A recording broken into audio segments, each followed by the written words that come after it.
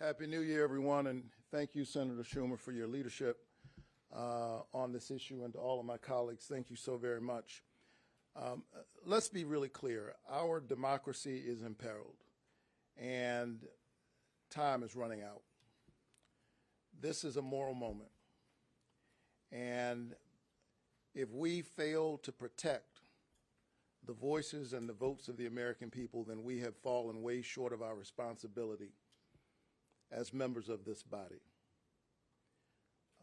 In the state of Georgia right now, as the state legislature comes together for a new session, there is an effort to get rid of every drop box in the state.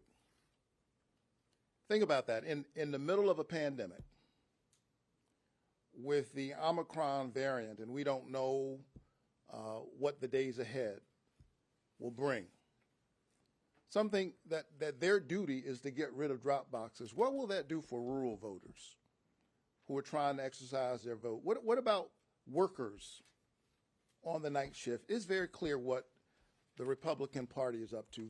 They are trying to make it harder for some people to vote and easier to cheat.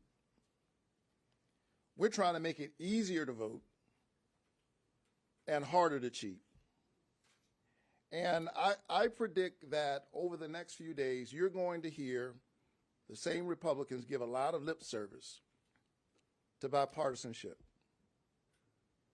I believe in bipartisanship. I'd like to see us participate in a bipartisan way, which is why I had hoped they would have allowed us to have a debate on the voting bills that are in front of us. That's what they blocked 3 times in the Senate, our ability to have a bipartisan debate about an issue that the American people are debating over right now. I don't usually do this, but I happen to be sitting in the chair presiding over the Senate this morning when one of my colleagues from Texas, Senator Cornyn, began to attack our efforts to push forward these reasonable voting laws. The John Lewis Voting Rights Act, the For the People, the Freedom to Vote Act, and he tried to mischaracterize what we're doing. Let me be very clear. The elections are still run by the states. We're just trying to provide a federal baseline that says everybody ought to have access, every eligible American has to have access to the ballot. And I find it ironic, I don't usually do this, but I find it ironic that the senator from Texas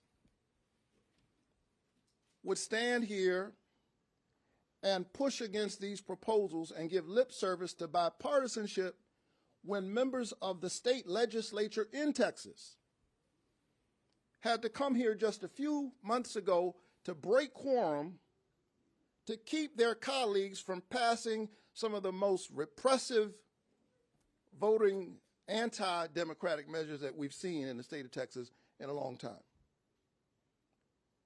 Members of his own legislature had to come here, leave their families, leave their children, to keep them from passing these terrible voter suppression bills, which are not bipartisan. They're not bipartisan in Texas.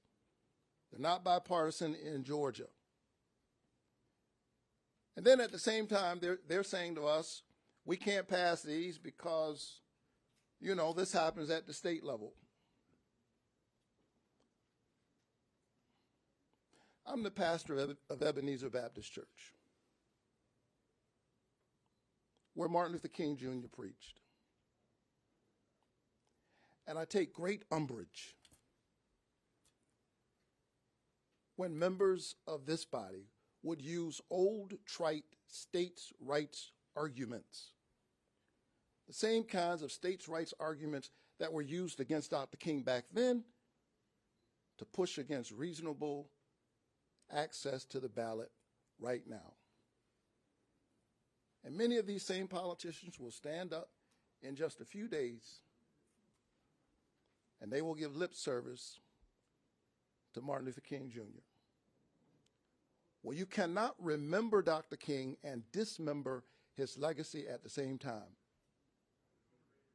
The John Lewis Voting Rights Act, the Freedom to Vote Act, is the legacy of Dr. King, and if you would give lip service to his name, you need to find yourself on the right side of history, pushing to get these bills done. And so I urge my colleagues to do the right thing. If those on the other side refuse to do it, the Democrats will have to act alone. But by all means, we have to act.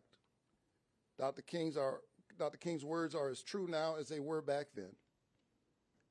Justice delayed is justice denied. Time is running out. Let's get the job done.